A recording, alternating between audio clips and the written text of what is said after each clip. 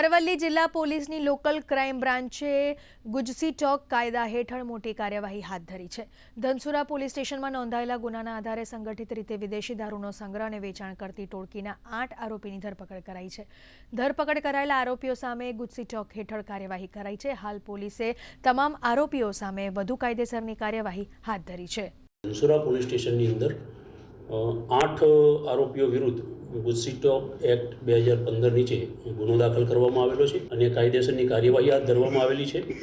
આ જે સંગઠિત ગુના આચરતી ટોળકી છે એ પોતાના નાણાકીય લાભ માટે થઈ અને ગુજરાત રાજ્યના શહેરમાં આવેલ અન્ય રાજ્યોમાંથી ભારતીય બનાવટનો જે ઇંગ્લિશ દારૂ છે તેની ગેરકાયદેસર રીતે પરિવહન કરી, હેરફેર કરી, વેચાણ કરી, સંગ્રહ કરવાની વૃત્તિવાળા છે અને ગુજરાત નશાબંધી ધારાનો ભંગ કરી અને પોતાના આર્થિક ફાયદા સારું આ જે ટોળકી છે એ ગુના આચરતી આવેલી છે। આ જે ટોળકી છે એમના વિરુદ્ધમાં શામળાજી પોલીસ સ્ટેશનમાં 2, મોડાસા રૂરલ પોલીસ સ્ટેશનમાં 1, ધનસુરા પોલીસ સ્ટેશનમાં 2, ટિન્ટોઈ પોલીસ સ્ટેશનમાં 2 અને મેઘરજ પોલીસ સ્ટેશનનો 1 મળી કુલ 8 ગુનાઓ એમના વિરુદ્ધમાં દાખલ થયેલ છે।